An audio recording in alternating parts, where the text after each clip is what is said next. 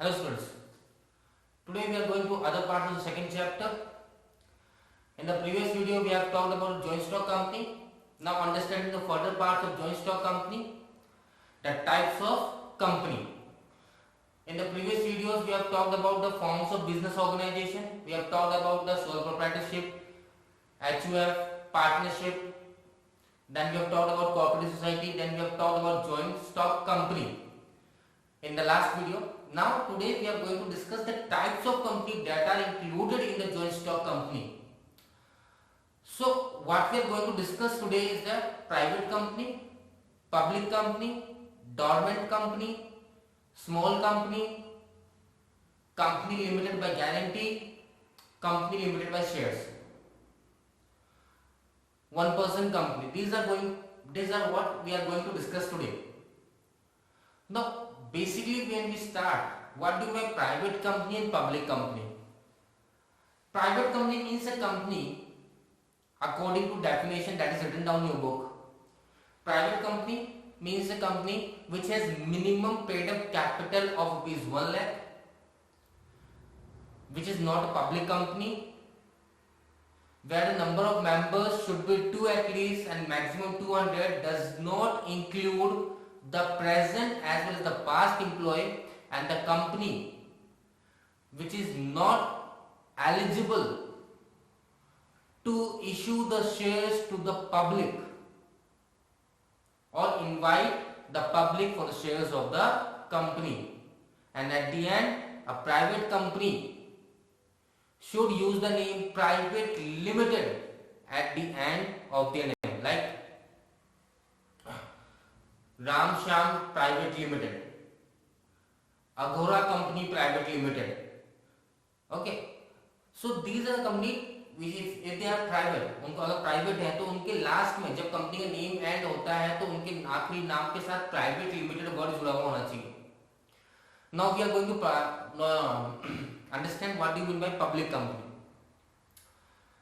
Public company, first of all, public company is a company which is not a private company. Okay, which minimum paid up capital of rupees 5 lakh, minimum number of members are 7. Okay, can issue the shares to the public.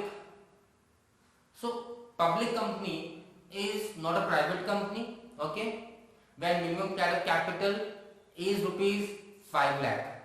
Okay, and again the word that is used at the end of their name is limited. जो नाम के आखिरी में जो word use किया था उसे limited word के नाम से जाना जाता है.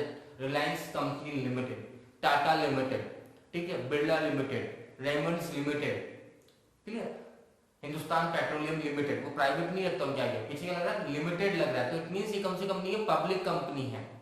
So on the basis of definition, आपको ज्यादा याद नहीं रखना, सिर्फ डेफिनेशन समझना इतना ही कोर्स के अंदर. प्राइवेट कंपनी क्या होती है, पब्लिक कंपनी क्या होती है, जब मैंने आपको एक्सप्लेन किया तो साथ में इसका डेफिनेशन भी हो गया और डिफरेंसेस भी हो गए.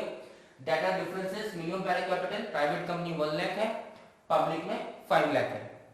नंबर ऑफ मेंबर्स 5 मिनिमम है, मैक्सिमम 200 होता है प्राइवेट के अंदर, जबकि पब्लिक में 7 क्या होता है, मिनिमम होता है. Okay, and number of maximum members की कोई लिमिट नहीं है, कितने भी हो सकते हैं.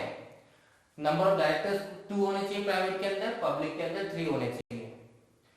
शेयर्स टू पब्लिक, क्या प्राइवेट कंपनी अपने शेयर्स जो होते हैं, शेयर्स के बारे में प्रीवियस वीडियो में बता चुका हूं, जो शेयर्स होते हैं जिससे कंपनी पैसा रेज करती है, जिनकी मेमोरेंडम्स के अंदर लिखा हुआ होता है, जो उनके आर्टिकल्स में लिखा हुआ होता है, तो क्या प्राइवेट कंपनी अपने शेयर्स पब्लिक को इशू कर सकती है, उनसे पैसा ले सकती है?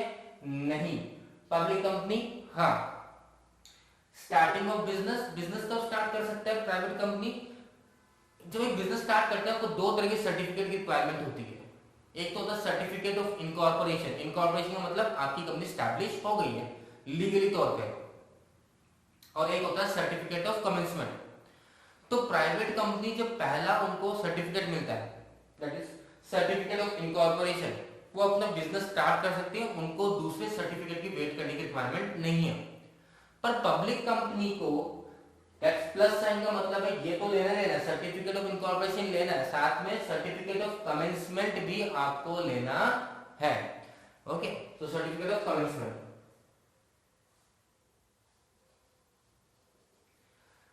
सो सर्टिफिकेट ऑफ कमेंसमेंट भी आपको लेना होगा, तो मींस सर्टिफिकेट ऑफ इनकॉर्पोरेशन भी लेना है और सर्टिफिकेट ऑफ कमेंसमेंट भी आपको लेना है।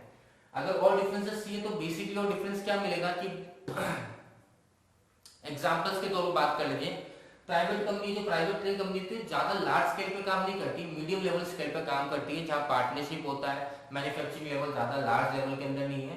पब्लिक लिमिटेड कब कन्वर्ट होता है, जब हम लार्ज स्केल पे काम कर रहे होते हैं, मैन्युफैक्चरिंग सेक्टर लार्ज स्केल पे होता है, आयरन ओर सेक्टर हो गया, मैन्युफैक्चरिंग अगर हम कार्स की बात करते हैं, बाइक्स की बात करते हैं, ठीक है, तो ये क्या होता है, ये हमारी लार्ज स्केल पे काम होता है, तो इसलिए हम इसे पब्लिक लिमिटेड यूज करते हैं। पैसा बहुत ज्यादा चाहिए होता है, रिस्क बहुत ज्यादा होता है इन सब चीजों के अंदर, सो दैट्स व्हाई उनके लिए कौन सा फॉर्म ऑफ बेस्ट है, पब्लिक लिमिटेड कंपनी ज्यादा उनके लिए बेस्ट रहती है।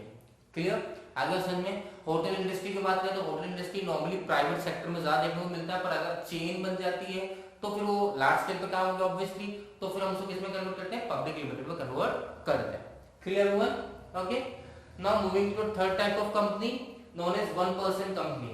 अब जैसे अभी हमने बात की प्राइवेट कंपनी में एटलीस्ट 5 मेंबर्स की रिक्वायरमेंट है, इसमें 7 मेंबर्स की रिक्वायरमेंट है, पर वन पर्सन कंपनी में, और डायरेक्टर्स को लेके बात करें, डायरेक्टर्स 2 चाहिए 3 चाहिए, पर वन पर्सन कंपनी में एक ही पर्सन, मतलब नंबर ऑफ मेंबर्स 5 नहीं है 7 नहीं है, एक ही पर्सन बिजनेस स्टार्ट कर सकता है, कंपनी स्टार्ट कर सकता है।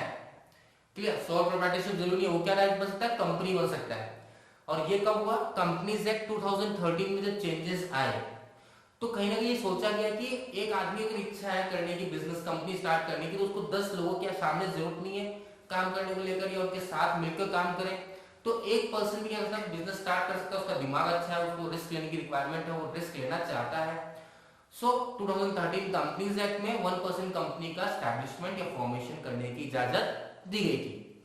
सो one person company according to 2013 company act, only natural person means living person, artificial person को इंक्लूड नहीं करते, जो जी रहे अपन जैसे लोग जी रहे, जो only natural person and resident of India.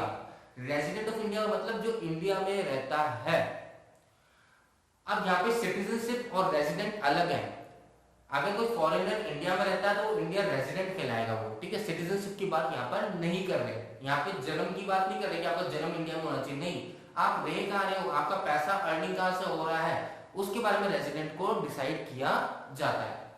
So only natural person and resident of India जो होगा उसी को वन पर्सन कंपनी स्टार्ट करने की इजाजत है या अलाउ है, वही कर सकता है। Second, one person one company means एक आदमी वन पर्सन कंपनी एक ही खोल सकता है या एक ही कंपनी का नॉमिनी हो सकता है। वो एक से ज्यादा, ऐसे नहीं कि मैंने एक ये वन पर्सन कंपनी खोल ली, फिर एक और वन पर्सन कंपनी खोल ली, एक और वन पर्सन कंपनी खोल ली, नहीं, मैं सिर्फ एक ही वन पर्सन कंपनी ओपन कर सकता हूं। और अगर मान लीजिए किसी कंपनी का मेरे को नॉमिनी बनना है, कि अगर मान लीजिए अगर मेरे कुछ हो जाता है तो मैं किसको नॉमिनी बनाता हूँ कि अगर मेरे कुछ हो जाए तो इसके बाद कंपनी ये पर्सन संभालेगा, तो वो भी अब इसी कंपनी का नॉमिनी हो सकता है, वो और किसी कंपनी का नॉमिनी नहीं बन सकता। तो वन पर्सन कंपनी कब तक चलेगी, क्या इसकी लास्ट हमेशा चलती रहेगी, नहीं, एक लिमिट है, ठीक है, एक लिमिट है। इसके बियॉन्ड अगर आपकी एक्टिविटी होती है तो फिर आप वन पर्सन कंपनी से आपको ऑटोमेटिकली अपने आप को कन्वर्ट करना पड़ेगा, या तो आप प्राइवेट कंपनी में बदलोगे या फिर आप अपने आप को पब्लिक कंपनी के अंदर बदल लोगे। सो share capital increase beyond 50 lakh हो जाए, अगर मान लीजिए आपकी कंपनी का जो शेयर कैपिटल है वो 50 लाख से ज्यादा हो जाए, ठीक है, तो फिर आप किसमें कन्वर्ट करोगे अपने आप को, या तो प्राइवेट में करो या फिर पब्लिक में करो, या फिर आपका जो टर्नओवर है, turnover means sales, previous year में आपकी जो सेल्स है वो 2 करोड़ से ज्यादा की हो गई है, तो फिर आपको किसमें कन्वर्ट करना पड़ेगा, it's your choice whether you want to get in convert into private company और public company. Clear? Okay. Then dormant company, dormant company मतलब अभी ये इनएक्टिव होती है, इसका जो जन्म होता है या इस कंपनी का जो फॉर्मेशन होता है वो फ्यूचर प्रोजेक्ट्स को हैंडल करने के लिए किया जाता है। मींस एट प्रेजेंट में ये कंपनी कोई काम नहीं कर रही होती है, इसका जो उद्देश्य या पर्पस होता है, in future there will some project which will be handled by this company and in today's scenario it is inactive, बस वो एसेट होल्ड करके बैठी है, जब भी कोई प्रोजेक्ट इस टाइप का आएगा तो उस कंपनी को ये प्रोजेक्ट दे दिया जाएगा। Basically it's a part of subsidiary company. अगर वो कंपनी सब्सिडरी कंपनी ओपन करना चाहती है, इन फ्यूचर को दिख रहा है एक प्रोजेक्ट आ रहा है और वो कंपनी देखती है कि अब हमें एक और ब्रांच ओपन कर देनी चाहिए या एक और कंपनी अपना डाइवर्सिफिकेशन करना चाहिए, तो क्या करती है, डोरमेंट कंपनी ओपन कर देती है और उस कंपनी के नाम से वो जो भी है कि बोल सकते हैं अपन रिपोर्ट सबमिट करती है, या हम बोल सकते हैं कि बिड करती है किसी प्रोजेक्ट को एक्सेप्ट करने के लिए, तो उस कंपनी के नाम से कर सकती है और बाद में वो कंपनी क्या होती है, एक्टिव हो जाती है। Company limited by guarantee, company limited by shares. No, company limited by guarantee and shares का जो मतलब है, अगर लिमिटेड बाय गारंटी इसका मतलब होता है कि कंपनी अपने आर्टिकल्स के अंदर पहले से लिख देती कि ये मेंबर्स जो हमारी कंपनी के हैं उनकी जो गारंटी वो लिमिटेड है इतने रुपए तक। अगर कंपनी अगर मान लीजिए डिसॉल्व होती है, बंद होती है, दिवाली हो जाती है, कुछ भी प्रॉब्लम होती है, तो कंपनी को पैसे की रिक्वायरमेंट है, तो मेंबर्स कितना पैसा देंगे वो मेंबर्स को डिसाइड करेंगे at the time of winding up, only winding up case के अंदर। कौन से केस में, वाइंडिंग अप केस में, कि एक वाइंड अप होती है कंपनी तो हम इतना पैसा कंपनी को दे देंगे। Clear? And that is company limited by shares का मतलब यहाँ पे आपने अगर कंपनी के 10 रुपए की शेयर्स परचेज किए और आपने 8 रुपए दिए अभी तक, तो आपकी लायबिलिटी कितनी रहेगी, सिर्फ 2 रुपए की रहेगी। मींस यहाँ पे लिमिटेड गारंटी जो लायबिलिटी वो कितनी रहेगी, unpaid amount on the shares जो है उतनी ही रहेगी आपकी, जबकि यहाँ पर आपने जितना बोल दिया, जितना एक्सेप्ट किया उतनी रहेगी। तो these are the types of company that we have to discuss today.